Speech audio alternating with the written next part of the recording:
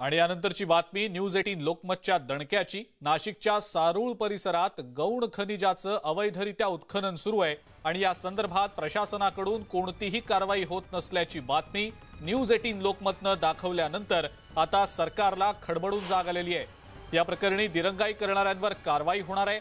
महसूल मंत्री राधाकृष्ण विखे पाटील यांनी याबाबतचे आदेशही दिलेत। जिल्हाधिकाऱ्यांना सूचना देऊनही कारवाई का झाली नाही असा सवाल विखे पाटील यांनी उपस्थित केलाय।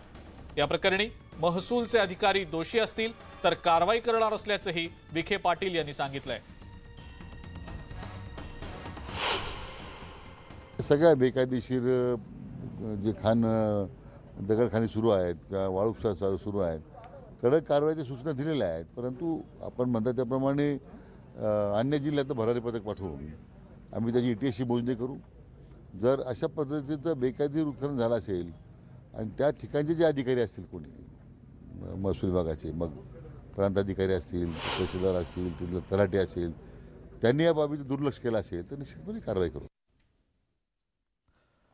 राज्यभरातल्या कैद्यांना आंघोळीसाठी आता गरम पाणी मिळणार आहे। थंडीमध्ये कैद्यांना उषा आणि चादर पुरवण्याचेही आदेश देण्यात आलेले आहेत। त्याचबरोबर कारागृहात फोन कॉइन बॉक्स आणि नातेवाईकांना भेटण्यासाठीच्या खिडक्यांची संख्या